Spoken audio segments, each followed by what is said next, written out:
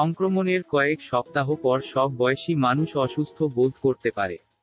কিছু মানুষ সাধারণ কিছু লক্ষণ এবং উপসর্গ অনুভব করতে পারেন, যেমন ক্লান্তি, প্রশ্বাসের ঘাটতি, কাশি, পিঠে ব্যথা, বুকে ব্যথা, মনোযোগে ঘাটতি বা ঘুমের অসুবিধা, জোর হৃদস্পন্দন, পেশিতে ব্যথা বা মাথা ব্যথা, ঘ্রাণ বা স্বাদের অনুপস্থিতি, বিষণ্ণতা বা ভয়, জ্বর, দাঁড়িয়ে থাকলে ক্লান্তি এবং মানসিক বা শারীরিক কাজের পর আরও খারাপ উপসর্গ।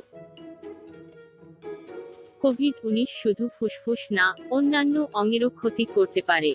অঙ্গের ক্ষতি হওয়ায় দীর্ঘমেয়াদী শারীরিক সমস্যার সম্ভাবনা বাড়ে।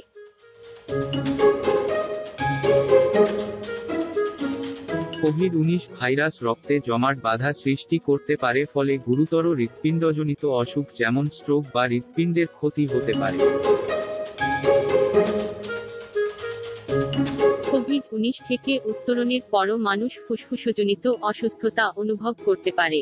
মানুষ গুরুতর ক্লান্তি ও দুর্বলতা অনুভব করতে পারে। কোভিড-19 পরবর্তী সময়ে মানুষের চাপকে বাগে আনতে হবে। এজন্য কোভিড-19 সংক্রান্ত খবর দেখা, পড়া বা শোনা থেকে বিরত থাকতে হবে। চাপ সামলানোর সেরা উপায় হল দীর্ঘ শ্বাস নেওয়া, মেডিটেশন এবং মননশীলতা অনুশীলন করা।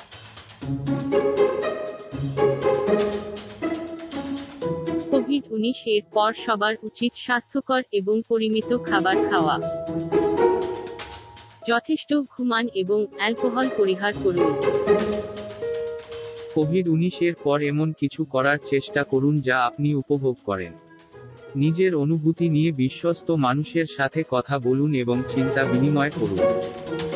রোগীদের প্রতিরোধমূলক স্ক্রিনিং এবং পরীক্ষার মধ্য দিয়ে যাওয়া দরকার, যাতে কোভিড-19 এর পর নিশ্চিত থাকতে পারে। সকাল এবং বিকালে হাঁটুন এবং পরিমিত এবং পুষ্টিকর খাবারকে গুরুত্ব দিন। সাধারণের চেয়ে কম হলেও শিশুরা কোভিড-19 থেকে সুস্থ হওয়ার পর একই রকম কোভিড-19 পরবর্তী উপসর্গে ভুগতে পারে, এবং যা অনেক সময় বর্ণনা করা যায় না।